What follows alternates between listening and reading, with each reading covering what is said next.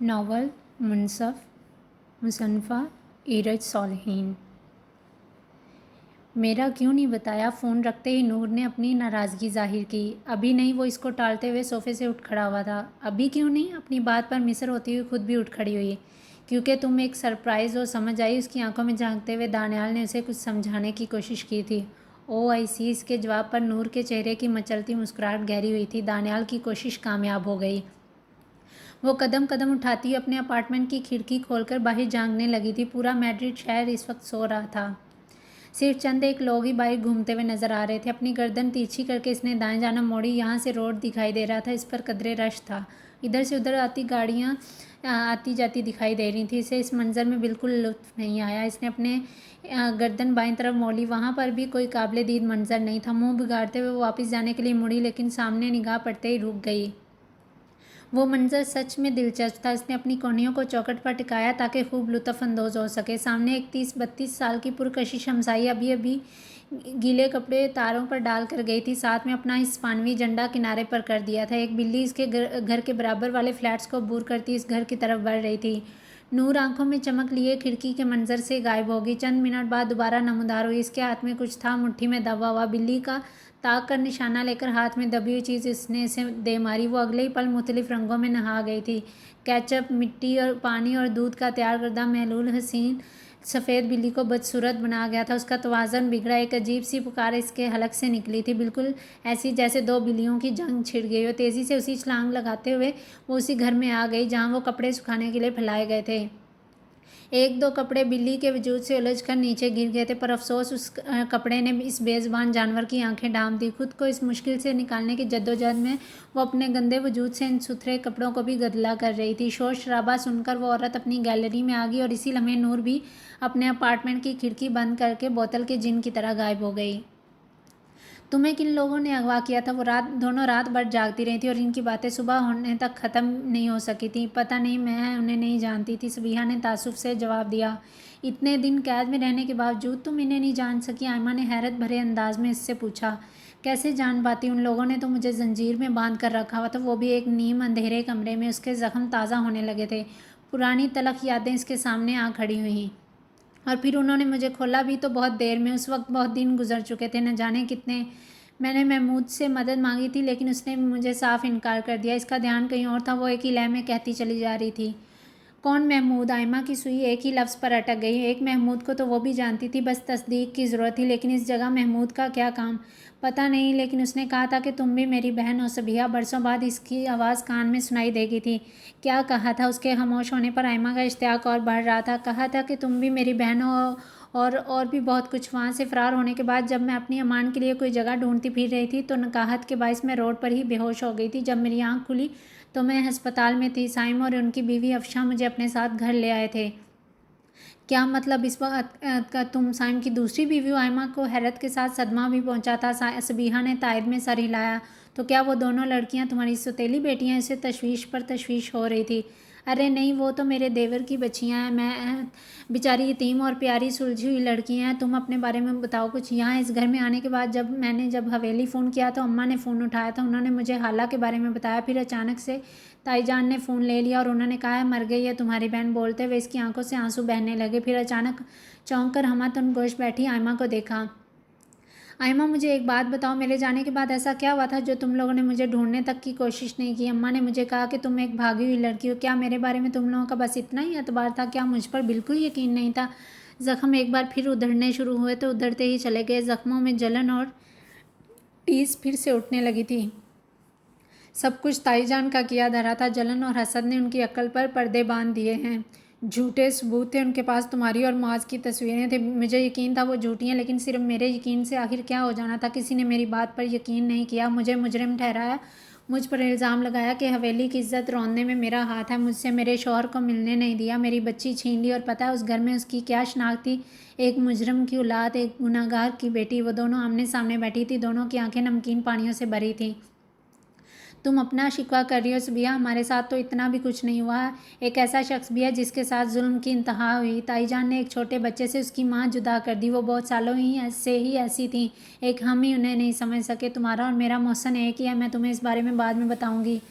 मैं अब कोई भी बात राज नहीं रखना चाहती, मुझे सब जानना है। माँ ये बताओ, मास के साथ क्या हुआ? सबीहा को दूसरी बात की फिक्र हुई।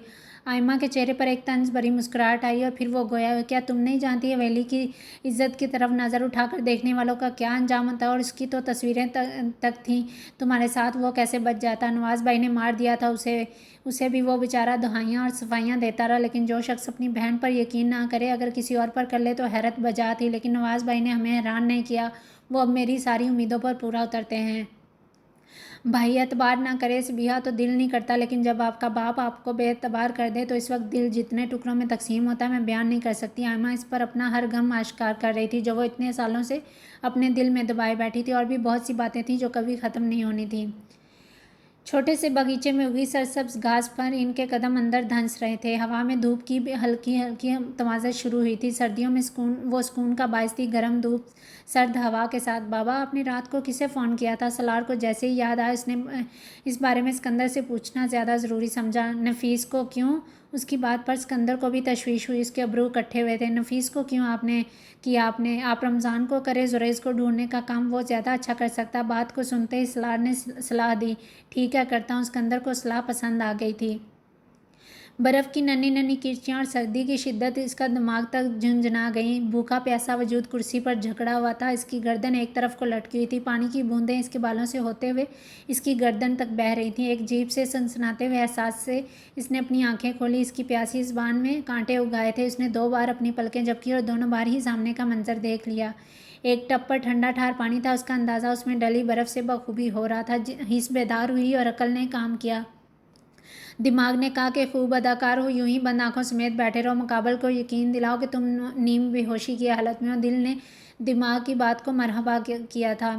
सामने पानी फेंकने की तैयारी जारी थी। वो आंखों की दर्द से देख रहा था। फिर रमज़ान के इशारा करने पर एक आदमी ने डोंगा इस ठंडे टार पानी से भरा और इसकी तरफ उछाल दिया। मगर ये क्या, सामने क्या मंजर था? उस आदमी के पानी फेंकते ही जुरैज़ ने अपनी लटकी गर्दन उठाकर वो उछलता पानी अपने मुंह में भर लिया और अब वो इसे हलक में उतार चुका था। पानी ठंडा यख था, लेकिन उसकी प्यास बुझ गई थी। एक लम्हे को वो तीनों चौंक गए, मगर जुरैज़ की होशियारी ने रमज़ान बख्श के लबों पर तबस्सुम बिखेर दिया था। तुम मजबूत साब के मालिक हो। रमज़ान ने दिल में जुरैज़ को मुखातब किया था, लेकिन मुंह पर इसकी तारीफ कर देना उसे गवारा नहीं था। एक बार फिर तुमसे पूछ रहा हूँ, मुझे बता दो हाला कहाँ है? वादा करता हूँ तुमसे, जहाँ से मेरे बंदे तुम्हें उठाकर लाए थे वहीं छोड़ भी आएंगे। अगर तुम नहीं भी बताना चाहते तब भी फैसला तुम्हारा है, मुझे कोई मसला नहीं। रमज़ान तकरीबन झुका हुआ जुरैज़ से कह रहा था और वह दम साधे से सुन रहा था। उसकी सारी समात यहीं तक थी। जब उसके हाथ के इशारे के ताक़ुब में जुरैज़ ने देखा तो ठटक गया। एक आदमी शेविंग मशीन रमज़ान को पकड़ा रहा था। इशारा साफ था, धमकी भी खूबसूरत थी। रमज़ान ने अब्रू के इशारे से एक बार फिर सवाल किया, मैं हाला को नहीं जानता, आप इस बारे में मुझे कुछ बताएं। मैं भी आपसे एक वादा करना चाहता हूँ, अगर मेरी याददाश्त में इसके नकूश हुए तो ज़रूर आपकी मदद करूँगा। सादा से लफ्ज़ों में वो एक बार फिर इनकार कर गया। रमज़ान ने अपने कंधे उचकाए और वह मशीन इसके सर के बालों की तरफ थी। जुरैज़ को पता चल गया कि उसके साथ क्या होना, लेकिन खैर बाल ही है तो फिर उगाएंगे। मशीन इसके बालों को छू रही थी जब कमरे में मौसीकी की धुन गूंजने लगी। बेजार शक्ल बनाकर रमज़ान ने एक नज़र फ़ोन पर डालकर इसे अपने कान के साथ लगाया। जुरैज़ से अब वो दूर हो चुका था। जी, उसने काम पूछा। एक काम है तुमसे, आगे से कहा गया। जी, आप हुक्म करें। उसने ताबेदारी दिखाई। जुरैज़ लापता है, उसे ढूंढो। इंतहाई गैर मुतवक्का सवाल था। वो फ़ौरन चौंक गया। कौन? मैं समझा नहीं ताया जान। उधर इस कमरे में इसे जुरैज़ का नाम दोहराना मुनासिब नहीं लगा था और सिकंदर के मुंह से इसका नाम सुनना भी पसंद नहीं आया था। दिल ने कहा था ये वही जुरैज़ है, दिमाग ने कहा शायद कोई और हो। वही जुरैज़ जिसने हाला की मदद की थी, तुम्ही ने बताया था उसके बारे में मुझे। सिकंदर ने उसे तफसील दी। रमज़ान को सर्दी में पसीने आने लगे थे। जी तायाजान, मुझे याद आ गया, पर लेकिन गुमशुदगी का आप कैसे जानते हैं? हो सकता है कि वो वहीं कहीं घूम फिर रहा हो। अपने तई इसने समझदारी दिखाई, दूसरे लफ्ज़ों में जान छुड़ाई थी। देखो रमज़ान, इधर बहुत कुछ हो गया, तुम इसे ढूंढो, मैं तुम्हें सारी तफसील बताता हूँ, फिर तुम अभी सुन लो। हमें हाला मिल गई है, वो अपनी खाला के घर है और जुरैज़ आयमा का भांजा है। व्हाट? आप सब अभी कहाँ हैं? सिकंदर की बात को दरमियान में काटकर इसने अपना सवाल किया। अगर बिजली का झटका भी उसे लगाया जाता तो इसका दिमाग इतना नहीं झुंझुनाता जितना अभी झुंझुना उठा था। हम सब वहीं हैं हाला के पास। आयमा को अपनी खोई हुई बहन मिल गई। जब तक जुरैज़ नहीं मिल जाता हम लोग यहीं इनके साथ रहेंगे। ऐसी मुश्किल में इन्हें तनहा छोड़कर नहीं जा सकते। पहले एक साथ नहीं थे तो वो अलग बात थी, मगर अब हम साथ हैं तो तुम समझ रहे हो ना मेरी बात। उसे जल्द से जल्द ढूंढने की कोशिश करो और इसे लेकर यहाँ पहुँचो। इसके बारे में तफसीलात मैं तुम्हें पहुँचा देता हूँ, तुम्हें ढूंढने में आसानी रहेगी। अल्लाह तुम्हारा निगहबान हो, अपना ख्याल रखना।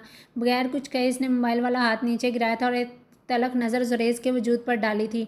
ठंडे पानी का पूरा टब इसके ऊपर उलट दो और फिर इसे छोड़कर बाहर आ जाओ। और हाँ, पानी उलटने से पहले इसके मुंह में कपड़ा ठूंस देना। इसका हुक्म सुनते ही इसके दोनों आदमी टब उठाने के लिए नीचे झुके और जुरेज ने सर्दी में खुद को इस खातिरदारी के लिए तैयार कर लिया था, कपकपाते वजूद और बंद आंखों के साथ। एक बात पूछूं दानी? वो दोनों रात के अव्वल पहर किचन में खड़ी हुई थी, काउंटर के एंड सामने, जहाँ दोनों प्लेटें रखी हुई थी। एक में थोड़ा सा सालन था और दूसरी में टूटी हुई रोटी का टुकड़ा। पूरा मारवी हाउस अंधेरे में नहाया हुआ था, सिर्फ किचन में से हल्की हल्की रोशनी बाहर तक आ रही थी। हाँ पूछो। दानिया का पूरा ध्यान फरीहा की बात पर था। इसके सामने वो हाथ बांध कर खड़ी होगी क्या? सालों बाद किसी खोए हुए ताल्लुक़ के मिलने पर इंसान अपने बहुत करीबी से ताल्लुक़ से भी गाफिल हो सकता है। तुम खाना खाओ फरी, तुमने दोपहर में भी कुछ नहीं खाया था। एक गहरी सांस अंदर उतारकर दानी ने खाने की प्लेटों की तरफ इशारा किया। इसका सवाल उसे पसंद नहीं आता। मेरा दिल नहीं चाह रहा, फरी ने साफ इनकार किया। इन दोनों की मदम सरगोशियाँ किचन में गूंज रही थी। दानिया उसके चेहरे पर निगाह डालकर इसके बराबर आन खड़ी हुई। दोनों ने काउंटर से टेक लगा ली। क्यों दिल नहीं चाह रहा? फरी का चेहरा लटका हुआ था, सर झुका हुआ। दानी की बात पर भी इसने इसकी तरफ नहीं देखा, बस पहले से भी ज़्यादा मदम आवाज़ में कहा, पता नहीं। दानिया ने गौर से फरी का चेहरा, फिर उसकी झुकी निगाहों की तरफ। फरी मेरी तरफ देखो, तुम रो रही हो? नहीं तो वो अपना दुख किसी पर जाहिर नहीं कर सकती थी। पता चल जाने पर हकलाते हुए बोली, झूठ मत बोलो, तुम जुरेज के लिए रो रही हो? दानी हैरान सी पीछे हटी। फरी ने भीगी आंखें उसकी जानब उठाकर देखा। दानिया को इसमें अनजाना खौफ नजर आया था। मैं किसी के लिए क्यों रोऊंगी? मुझे अम्मी बाबा की याद आ रही। उसे अपनी आवाज़ बहुत दूर से आती सुनाई दी, जैसे इसका मरकज़ उसकी ज़ात नहीं कोई और हो, कोई शराब। पर मुझे यकीन नहीं आ रहा। दानिया इसे मुसलसल खोजती निगाहों से देख रही थी। फरी का कोई बहाना काम नहीं आ रहा था। आप मेरे पीछे क्यों पड़ गए? इस घर में तो मुझे रहना है ना। आप चले जाएंगी शादी होकर, मैं अम्मी बाबा के लिए रो रही हूँ। फरी की आवाज़ ना चाहते हुए भी तेज़ हो गई थी। अपने जज्बात वो किसी तो पर भी आश्कार नहीं करना चाहती थी। हर बार की तरह अभी वो अपने आंसू को वही दलील दी जो हमेशा से देती आ रही थी। दानिया ने हैरत से फटी फटी निगाहों से उसे देखा। उसके गुस्से की वजह से समझ नहीं आई। तुम मुझ पर चिल्ला रही हो? दानिया को सदमा हो रहा था। I am sorry. इसने एक निगाह फरीहा को देखा, फिर गहरी सांस भरकर दोबारा इसके पास आकर खड़ी हो गई। तुम्हें पता है फरी, एक यतीम लड़की की हैसियत एक कच्ची झोंपड़ी में रहने वाली खाना बदोश लड़की जैसी होती है, जिसकी ज़िंदगी की कहानी को लोग शायद सुर्खियों की तरह लेते हैं। उनकी तरफ हर निगाह सिर्फ और सिर्फ इन्हें खोजने के लिए उठती है, सिर्फ मज़े लेने के लिए। पर कोई इन्हें इस खाना बदोशी जैसी ज़िंदगी से बचाना नहीं चाहता। कोई इन्हें मुस्तकिल सहारा देने को तैयार नहीं होता। तो फिर एक यतीम लड़की को क्या करना चाहिए बताओ? भीगी आंखें सिर्फ सवालियाँ थीं, हिम्मत अनगोश थी। उन्होंने जवाब देना ज़रूरी नहीं समझा था। उसे अपनी ज़ात महदूद कर लेनी चाहिए, ना ही किसी की तरफ देखे, ना ही किसी और को खुद की तरफ देखने दे। इससे पता है दो फ़ायदे होंगे। पहला ये कि वो लोगों की तलख बातों से बच जाएगी। दूसरा, किसी को ना देखने की वजह से इसका दिल ऐश की तलब नहीं करेगा। फरी का जवाब ना पाकर दानिया ने ही बात मुकम्मल की। पर मैं इस बात से इत्फाक नहीं करती। क्या है कि यतीम लड़की ख्वाब देखना छोड़ दे? क्यों? क्या उसका दिल नहीं है? क्या यतीमी के बाद वो इंसान नहीं रहती? क्या वो छूत बन जाती है? अल्लाह ने भी हमें भी तो हक दिया है। हमारे वली को हमारे माल पर निगहबान बनाया और इसमें ज़रा सी नाइंसाफ़ी की भी गुंजाइश नहीं है। यतीम लड़की ख्वाब देखे, ज़रूर देखे, क्योंकि आंखों के पर्दे पर लहराने वाला ये मंज़र हमें लोग तो नहीं दिखाते। फिर हम अपनी तरजीहात इनके हिसाब से क्यों रखें? हाँ, बस हमें किसी से तवक्कात नहीं बांधनी चाहिए कि हमारे लिए ये करेगा या हमसे बहुत प्यार करते हैं, हमारे लिए अच्छा सोचेंगे। हम अगर खुद को मजबूत बना लें तो फिर कोई भी हमें दुख नहीं पहुँचा सकता। फरीहा दानिया की तरफ देखती हुई कह रही थी। उनके अक्ब में रखी सालन की प्लेट में से धुआं उठना बंद हो गया था। सर्दी से रोटी भी सूखने लगी थी, मगर इन दोनों को कोई फ़र्क नहीं पड़ रहा था। हाँ ठीक कह रही हो, लेकिन दुख पता है कब होता है? जब एक ऐसा इंसान जिसके लिए दिल में आप एक मुकाम रखते हो वो आपका मान तोड़ दे, आपको बेएतबार कर दे। हर मुंह से निकली जाने वाली तलक बात अजियत नहीं देती। अजियत सिर्फ उस शख्स के जुमलों से होती है जिन्हें आपने हमेशा इज्जत की निगाह से देखा हो। किचन की धीमी रोशनी में इन दोनों के जज्बात तहलील हो रहे थे। अपने अंदर का गुबार वो आहिस्ता आहिस्ता कम कर रही थी, लेकिन उसे कम नहीं होना था। महरूमी ताउम्र की थी, दर्द भी ताउम्र ही होना था। ये तुम लोग इतनी रात को सोने के बजाय इधर खड़ी क्या कर रही हो? किचन के बाहर तक इनकी धीमी सरगोशियाँ जब बीजान से बर्दाश्त नहीं हुई तो अंदर चली आईं। फरी ने फ़ौरन अपनी पुश्त इनकी तरफ की ताकि आंखों के भीगे किनारे पहुंच सके, मगर वो सब कुछ देख चुकी थी। कुछ नहीं, हम तो बस खाना खाना आए थे। दानिया ने फ़ौरन ही जवाब पेश किया। फरी 2-3 बार अपनी पलकें झपक कर उन्हें पहले जैसा कर चुकी थी। बीजान की आंखें इनके जवाब पर बड़ी हुई। कहाँ है खाना? ये देखें, ये रहा। दोनों ने अपनी दरमियान फासला बनाकर प्लेटों की तरफ इशारा कहा, मगर फिर भी वो गहरी नज़रों से उनकी तरफ ही देख रही हूँ, जैसे इन्हें आंखों देखी पर भी यकीन ना आया। तुम लोग खाना अपने कमरे में भी खा सकते थे। फिर आपको कुछ चाहिए था? बीजान उनकी बात पूरी होने से पहले ही फ़रीहा बोल उठी। नहीं कुछ नहीं, यहाँ से रोशनी आते देखी तो उसे बंद करने आ गई, वो धीमी आवाज़ में गोया हुई। इन दोनों ने सर उठाकर एक दूसरे को देखा और फिर से नज़रें झुका ली। बीजान ने गौर से उनकी ये हरकत देखी। वो लोग दिन तारीख रखने आना चाहते थे, हमने इन्हें पीर का कह दिया। दिन भर मसरूफियात में तुम्हें बताना याद ही नहीं रहा। देखो ज़रा मेरी याददाश्त को बिल्कुल अभी याद आया है। कोई बात नहीं। इन्हें अफसोसज़दा देखकर दानिया ने इन्हें दिलासा दिया। इसकी बात पर सर हिलाती वो बाहर चली गई। अपनी दोनों पोतियों के जज्बात जानती थी, मगर उनके पास इन्हें दिलासा देने के लिए कोई अल्फाज नहीं थी। वो सिर्फ इनके अच्छे नसीब की दुआ ही कर सकती थी। एक नज़र खाली दरवाजे को देखकर इन दोनों का ध्यान अब खाने की तरफ हुआ, जो सर्दी की वजह से ठंडा पड़ चुका था। बिल्कुल यख सफ़ेद चमकता संगमरमर का फर्श जिसमें आपका अक्स भी दिखाई दे जाए। उस वक्त टायरों की आवाज़ से गूंज रहा था। नवाज़ को अस्पताल से हवेली शिफ्ट कर दिया गया था। उज़ैर आते ही सीधा डेरे में गया। जिरगा मुनक्कद नहीं हो सका था। इससे सबको नवाज़ की बीमारी की इत्तला देनी थी। रुखसाना व्हीलचेयर घसीटती हुई अपने कमरे में बढ़ रही थी। मुलाजम की आवाज़ पर इसके कदम थमे। साईं बीबी जी, बीबी साईं आपको बुला रही हैं। कायनात बीबी ने मुझे मना किया था कि साईं की तबीयत के बारे में इन्हें कुछ ना बताऊं, तो वो तो नहीं बताया, पर उन्होंने आपको फ़ौरन बुलाने का हुक्म दिया है। सारी बात तहम्मुल से सुनने के बाद रुखसाना पलकों को इस बात में हिलाते हुए बगैर कुछ बोले व्हीलचेयर धकेलती अंदर ले गई। मुलाजमा ने हैरत से उसे अंदर जाते हुए देखा। आज से पहले तो उसने ऐसा मंजर कभी नहीं देखा था कि रुखसाना ने अपनी माँ को कभी देर करवाई हो। अम्मा आप ऐसा करें, किचन में जाकर सबको इन सारे खानों का बता दें जो मैंने आपको अभी बताया, और मरजान से कहिएगा कि दानियाल का कमरा अच्छी तरह साफ़ करे। 1 महीने से उसे खोला नहीं, और बाथरूम में भी देख ले कि हर चीज़ रखी हुई है या नहीं। अम्मा रुखसाना की बात पर मुस्कुराई थी। क्या हुआ, आप भाई का कमरा क्यों साफ़ करवा रही हैं? डेरे से आते हुए चंद अल्फाज उज़ैर के कानों तक भी पहुँच गए। वो बिल्कुल नहीं चाहता था कि दानियाल वापस आए, क्योंकि दानियाल वापस आ रहा और शाम तक पहुंच भी जाएगा। सुलन तो तुम्हें इसे लेकर आना चाहिए, लेकिन मुझे पता है कि तुम नहीं जाओगे, इसलिए मैंने ड्राइवर को भेज दिया। रुखसाना का लहजा काफ़ी जताता था। इतने सालों से वो वहाँ रह रहे हैं, आप वापस क्यों आना चाहते हैं? उज़ैर को ये बात बिल्कुल पसंद नहीं आई थी। वो तुम्हारा बड़ा भाई है, तुम्हारा बाप बीमार है, बिस्तर पर पड़ा है, और ये मत भूलो कि तुम्हारा बाप एक सरदार है, और एक सरदार के हुक्म पर ही दूसरा सरदार वापस आ रहा है। उसने एक बार फिर इसे जताया। क्या आप लोगों ने बुलवाया भाई को? आप लोगों ने ऐसा सोच भी कैसे लिया? इतने सालों में उन्हें यहाँ की कोई फिक्र नहीं थी। यहाँ के मामलात मैंने संभाले हैं, अब सरदारी करने के लिए वो आ रहे हैं। दानियाल की आवाज़ और लहजा दोनों ही चुभता हुआ था। रुखसाना के चेहरे पर नागवारियत छाई। अम्मा आप जाएं, ये सब कुछ करें जो बताया। अपना सर हिलाती हुई अम्मा वहाँ से खड़ी हो गई। रुखसाना का रुख अब उज़ैर की तरफ हुआ। बेहतर होगा अपने अंदर उठते इश्तियाल को कम करो बेटा, वरना इस मामले में हम तुम्हारी कोई मदद नहीं करेंगे। उसका शाना थपकती वो आगे बढ़ गई, और उज़ैर गुस्से से सिर्फ मुठ्ठियाँ भींचता रह गया। उसकी आंखों में जलते शोले साफ दिखाई दे रहे थे। भारी बूटों की टिक टिक के साथ वो इसके सामने खड़ा हो चुका था। अपने दोनों हाथ पुश्त पर बांधे हुए थे। नज़रों का मरकज़ जुरैज़ की बुरी सुर्ख आंखें थी, वो भी इसकी आंखों में देख रहा था। दूसरे लफ्ज़ों में घूर रहा था। दो बुरी गुस्से से भरी आंखें एक दूसरे के मुकाबल थीं। रमज़ान के वो दोनों आदमी इसके पीछे मुअद्दब हाथ बांधे खड़े हुए थे। उनकी आंखों में बला की सख्ती थी। रमज़ान ने जुरैज़ पर निगाहें जमाया, अपने 2 कदम पीछे की जानब लिए। इसकी रस्सियाँ खोलो, मुंह को भी आज़ाद कर दो, बाहर मेरी गाड़ी तक ले आओ। इन दोनों ने हैरत से रमज़ान को देखा। इनका अंदाज़ मुस्तरब था, शायद वो कुछ कहना चाहते थे। रमज़ान ने यही अंदाज़ा लगाया। बोलो। इजाज़त मिलते ही इन दोनों ने एक दूसरे को देखा। वो अभी भी मुस्तरब ही थे, पर यहाँ वो इजाज़त लेना चाहते थे। शायद की जाने वाली बात इन्हें मुनासिब नहीं लग रही थी। यही कह दो जो कहना है। इनमें से एक की गर्दन में गिल्टी उभरी। जुरैज़ मुजस्समा बना इन्हें देख रहा था। आखिर ये लोग इसे ज़ाद करके क्या करने वाले थे? क्या आप अब हाला बीबी के बारे में इनसे नहीं पूछेंगे? दूसरे आदमी ने डरते डरते पूछा। रमज़ान की आंखों ने इस बात पर जुरैज़ के चेहरे पर एक रंग गुजरता देखा था। नहीं। इन दोनों की आदमियों की हैरत कम नहीं हो रही थी। रमज़ान को उनकी परवाह नहीं थी। इसे मज़ा तो जुरैज़ के तासरात दे रहे थे। वो कदरे तवक्कुफ़ के बाद फिर से गोया हुआ, क्योंकि वो मिल गई है। फिर इसने देखा कि जुरैज़ के लबों में हरकत हुई थी। वो एक दूसरे से जुदा थे। इनके दरमियान मामूली सा फासला था। रमज़ान यही देखना चाहता था जुरैज़ का झूठ पकड़ा गया था। ये तो अच्छी बात है, आपको मुबारक हो। रमज़ान ने मुस्कुराते हुए मुबारकबाद वसूल की थी, फिर उल्टे कदमों बाहर निकल गया। कमरे के बाहर बशीर मौजूद था, जिसका रुख इसी की तरफ था। रमज़ान ने नासमझी से उसे देखा। कसरे बैद में तो इनकी आमद आम थी, मगर उसके घर में आप इधर क्या कर रहे हैं? रमज़ान की बात पर इसने सिर्फ अपने शाने उचकाए। अपने भांजे से मिलने आया हूँ। बशीर मुस्कुरा रहा था। रमज़ान को बुरा लग रहा था। आप मुझे भांजा कह रहे हैं? पता नहीं क्यों इस लम्हे इसे ये ख्वाहिश हुई थी कि इस वक्त बशीर का भांजा वो खुद हो।